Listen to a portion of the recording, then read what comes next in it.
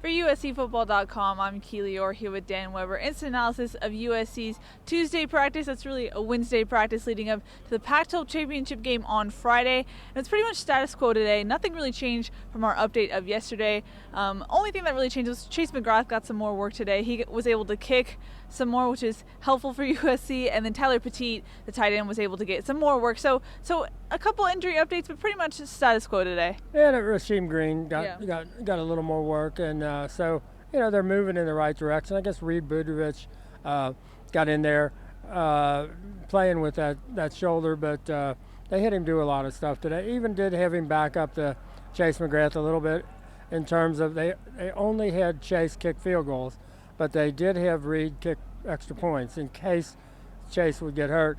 They might not use Reed necessarily for a field goal, but they would at least have an extra point kicker available. So they're kind of hitting all the little touches, and it does look like they spent more time in pre-practice than the walkthrough, and I think a lot of that is, you've played these guys once, you know them, you know their personnel, and it's Stanford, so they don't change all that much. So they do look like they have more to review.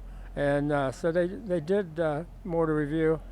However, when you try to get them to talk about the first game and how that's going to help them, most of them totally don't. They've clearly been told, we don't want to talk about that first game. We don't want to think about that first game. It's all about this game. So you really have very little luck getting them to go into that first game. They're just not, that's history. That's out of here. Yeah, and today was the defensive day, so obviously that's the question we want to ask. How do you defend Stanford a second time? But we kind of got to see it a little bit in practice. We saw the DBs working on the red zone fades, trying to defend that. But from what we saw, you came out a little concerned, right? Yeah, I mean, I wasn't as happy with how they were playing the jump ball, the fade ball, and they were doing that against other defensive backs. And Stanford's got those really big wide receivers and those 3 tight ends and all of that. So it'll be interesting, when the game, because as Clay said, they get in the red zone, they just throw fades everywhere, and it paid off. I mean, KJ Costello got 4 touchdown passes against Notre Dame last week. Yep. So Stanford clearly, not only do they believe in it, they're going to believe in it a lot now.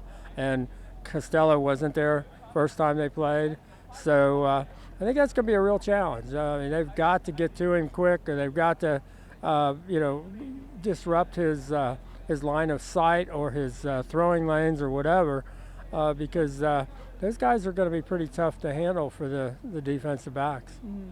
It was interesting. Clay Helton said on his rewatch of the Week 2 Stanford matchup, one of the big things and the keys to the game for USC was first and second down efficiency for USC's offense. The interesting thing, though, is I don't think we've necessarily really seen that a lot from USC's offense from that game. As we mentioned before, that was USC's most complete game. How did they try and replicate it for this game? That's a good question, and I think talking to T yesterday, he said that the thing he noticed watching the film again was how completely the offense seemed to understand exactly what they were trying to do, and that there was no hesitation, no uncertainty, no anything. They just really understood, this is who we are, this is how we're going to win this game, and this is what we do, and they did it perfectly. We haven't seen that kind of buy-in where everybody seems to be on the same page and everybody seems to exactly understand, this is what we're doing, this is how we're doing it, this is why we're doing it, all of that. I'm seeing that they're a little closer to that. Now, it might be hard to, for people to believe after seeing the UCLA game is the last time they've been on the field, where it didn't look like completely that they understood what they were doing. In practice, they do seem to have a sense of, this is what we're doing and this is how. Now, the fact that they've already done it once helps on both sides of the ball. But that's a key question, I think, this week is, can they replicate it, and what does Stanford do to try to not let them replicate it? Yeah, especially for Clancy Pendergast, he kind of showed what he can do to limit Bryce Love. We didn't get to talk to him today. He kind of ran off. How do you think that he replicates that, knowing that Stanford has seen the film of what they did in Week 2? I just think they have to play with discipline. They have to not, get out of their lanes and get out of their, get out of the hole and get out of the pursuit angles and all that kind of thing. They just have to be disciplined. They can't. And I think the big, expression that you're hearing is eye discipline. That's a big favorite of Clancy's. Eye discipline. It's the kind of thing when they talk about what are Jack Jones's problems, and they talk about eye discipline. He's looking in there and not kind of waiting to see the whole play develop. He's kind of making up his mind and going. Yeah. And all of a sudden, and it happened today once, you in front of us, you see Jack's number 25 going that way, and you see the ball and the receiver going that way, and you know how that ends up, because that was they fairly early in 7-on-7.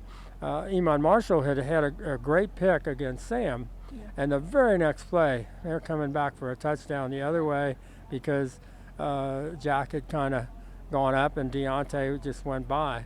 So I think that's the key: discipline and eye discipline, and seeing what the play is, letting it develop. Don't try to make it before it happens. You just can't. You've got to wait, especially with Stanford, because they do have the ability to run it, and then make you think they're going to run it and run play action. And Chris Hawkins had a good point. He said even when they put in their jumbo package and they put in their extra tight ends, or they put in their big, fullback, and he's actually an offensive lineman and all that, he said that's when they're liable to pop one on you, and you can't predetermine that, okay, they're going to come at us because they've got this formation. So discipline's a big word for this team this week. Yeah, we all, like you said, we heard it from Chris Hawkins. He also said, when asked to compare this team compared to the 2015 Pac-12 Championship team against Stanford, he said this team is much more experienced. How do you think that lines up his thinking with the experience in the defense?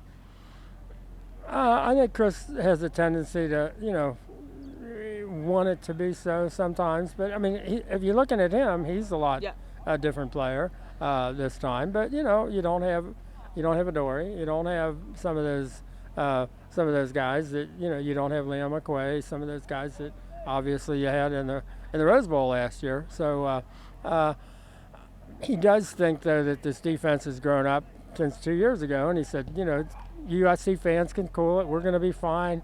We'll show you. We know how good we are. We're gonna show you. Well, I mean, all you can do is say, if I'm a USC fan, you say, I hope Chris is right, because he very much believes in this team. But he talked about 2 years ago, and he said, we embarrassed ourselves. We almost gave one guy the Heisman Trophy. He said he probably should have gotten the Heisman Trophy. Responsible for 4 touchdowns, he ran 2, threw for 1, caught 1. He said, he didn't even want to talk about the score or anything else, but he remembered some of the uglier details and did not have an explanation.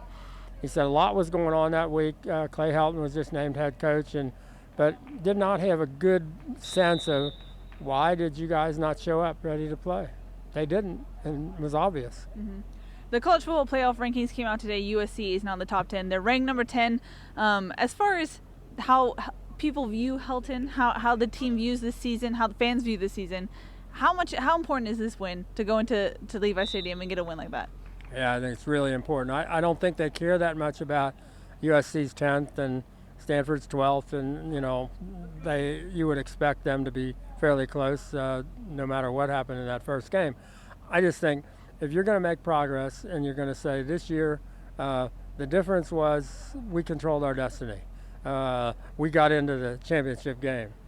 I don't think getting into the championship game is, in terms of USC fans, I don't think that's considered much of a step forward when you compare it against winning the Rose Bowl last year. Yeah. So I think they have to, to say this was a positive step, this was a positive season, I think they kind of have to win this game. I think you lose this game, you fall out of one of the, the Big Six New Year's Day, bowl games, and it looks like you've not made progress. It looks like you've slipped, and fallen back some. So this game, I think, really, really, really important. Mm-hmm. This team is very hard to predict, and I know we've tried to make predictions in the past, and it hasn't really gone our way sometimes. Do you even want to predict this game? What are you feeling from this team? I mean, I think they've got a chance if they get off to that start where They don't turn the ball over. They don't have dumb penalties that cancel out good plays. I mean, I think they've got the talent to get a little bit of a jump on Stanford. You get a jump on Stanford. You get up 1 or 2 scores, especially if you get up that second score.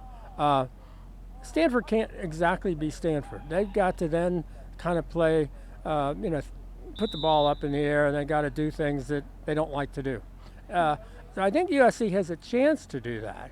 But as we've seen, the last few weeks, they haven't done that. They have committed those penalties. They have, done really dumb things.